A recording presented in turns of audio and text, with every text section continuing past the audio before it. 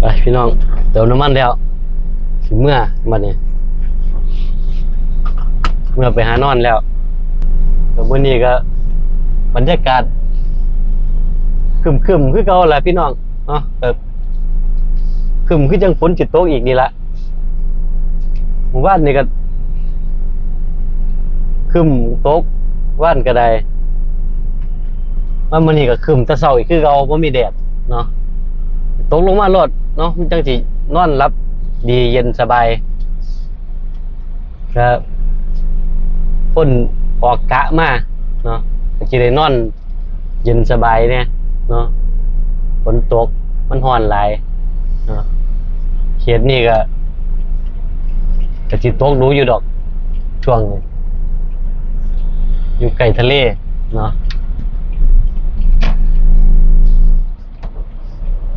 ก็ออกกะมาพี่น้องก็บางหันก็มาแวะเติมน้ำมันซื้อกับข้าวเนาะนี่ก็สิไปเมื่อนอนไป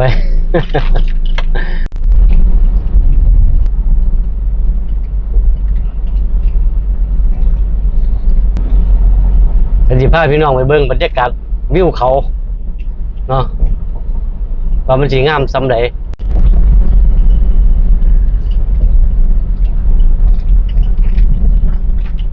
พี่น้องบรรยากาศวิวเขาป่าเคิมๆครับบ่ล่ะ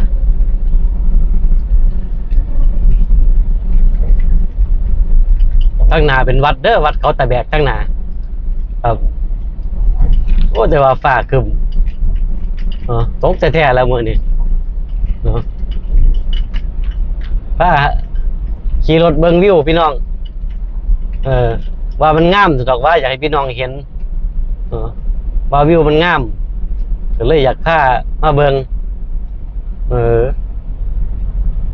มันก็งามอีกอย่างหนึ่งเนาะฟ้าครึมก็ได้เนาะวิวแต่ว่าคันแดดร้อนนี่ร้อนคักขนาด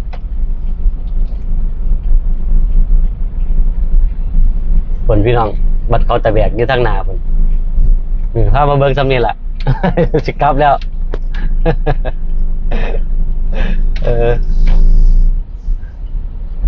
พามาเบิ่งวิวซื่อๆเนาะ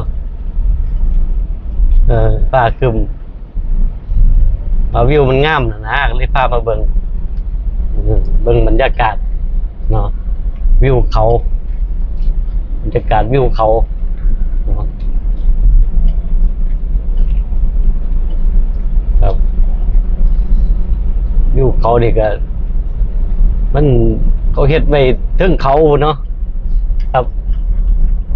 เฮ็ดไว้เทิงเขาเด้สะพานนี่ก็ได้ว่ามันงามดียังฟ้าครึมๆจังซี่แดดบ่ออกนี่ก็ทั้งงามทั้งงามทั้งเป็นตาย้านเนาะฝนสิตกฟ้ามันคือจังอยู่ไกลแต่คั่นนี่มันคือจังมันอยู่ไกลๆนี่เนาะถ้าว่าเบิ่งบรรยากาศพี่น้องเนาะถ้าขี่รถเบิ่งบรรยากาศ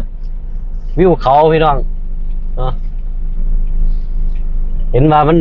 งามเนาะอยากให้พี่น้องได้เบิ่งเบิ่งแล้วงามบ่งามจังได๋ก็คอมเมนต์มาบอกกันเด้อครับ